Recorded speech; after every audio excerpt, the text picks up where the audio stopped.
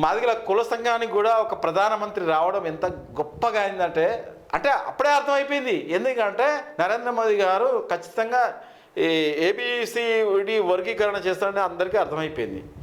ఇది గొప్పగా సాధించిండు. దీని క్రెడిట్ మొత్తం ఇది మన మందకృష్ణ మాదిగ అన్నదే.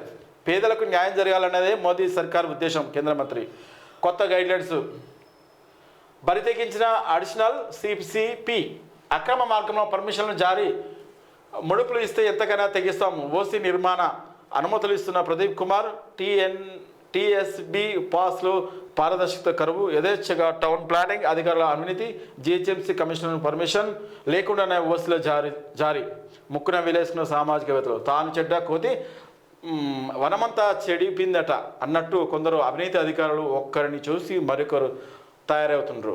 ఎంతమంది ఏసీబీకి పట్టుబడ్డా సస్పెన్షన్స్ గురి అవుతున్నా కూసింత అయినా బుద్ధి జ్ఞానం లేకపోవడం విచారకరం. ఎందుకు వస్తాయి వాళ్ళకు? ఎందుకంటే తినమరిగిర్రు, అవినీతి అధికారులు తినమరిగిర్రు. వాళ్ళు ఎందుకు మారుతారు?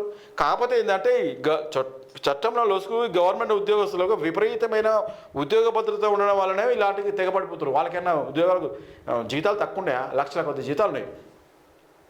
ఆ 1,00,00,000 జీతంలో ఈ నిరుద్యోగులు కనీసం ఒక 5-6 మంది వస్తారు. ఒక నిరుద్యోగికి 25,000 వేస్తున్నా 30,000 వేస్తున్నా ఎంతమంది వస్తారు? 1,50,000లో కైనా 5 వస్తారు. 5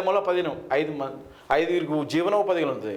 అయినా మీకు 1,50,000 సరిపో అని ఇంకా అవినీతి చేతులు బల కింద చేతులు దాసి లంచాలు ఇయ్యి అంటున్నారు. ఏంది సిగ్గుమాలిన చర్య? మీరు కష్టపడిన సొమ్ము మీరు ఆడుకోవడమే చాలా తప్పు. ఇక దీనికి సస్పెన్స్ పెడతారు. సస్పెన్స్ గా డిస్మిస్ చేయాలి, కథం ఉద్యోగాలకే తీసేయాలి. ఇట్లా తీసేస్తే రెండో వరుసలో ఉన్న వాళ్ళు భయంతో ఉంటారు. అదే ప్రైవేట్ సంస్థలో ఇట్లా జరుగుతుందా? వాళ్ళకి ఇచ్చే ఉద్యోగం కొద్దిగంత, కానీ సర్వీస్ బాగుంటుంది. మన ప్రభుత్వాలలో జీతం ఎక్కువ, సర్వీస్ తక్కువ. ఇది గుర్తుంచుకోవాలి.